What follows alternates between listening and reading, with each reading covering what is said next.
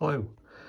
Well, this has been one of those projects that just seemed it was never going to go right. I've been messing with it now for at least a couple of years. I've lost count of the parts. This isn't even all the bits I've tried. And either the different parts are not fitted together right, or when the parts are fitted together, they haven't matched the high power servos they're supposed to fit in with them.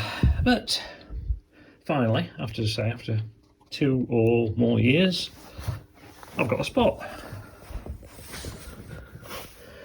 It's now a fully assembled chassis.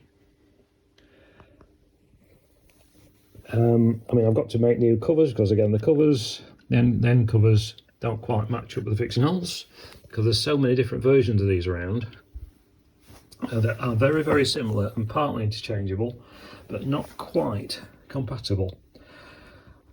So all the chassis is now from the same maker's single massive file, and I've just got to sort out some covers later on, but you can get it moving first. The control system is going to be one of these little Jetson Nano boards, which you've not heard of those.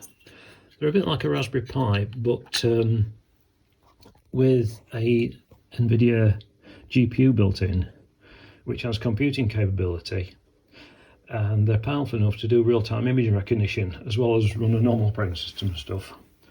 And that will be running ROS, Robot Operating System, to control the kinematics and the skeleton articulation, if you like, so it can actually walk and move.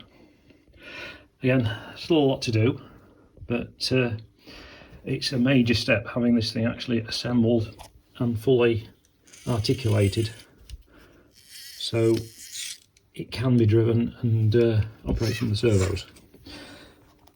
I mean, that's only one of my robot projects. I've got 2 others in process. Also, I've got long-term years. But another one of those is hopefully going to be finished in the next few weeks. So I'll not give too many clues on that. I'll just post it when it's running. And just a quick update on that one. Thanks for watching.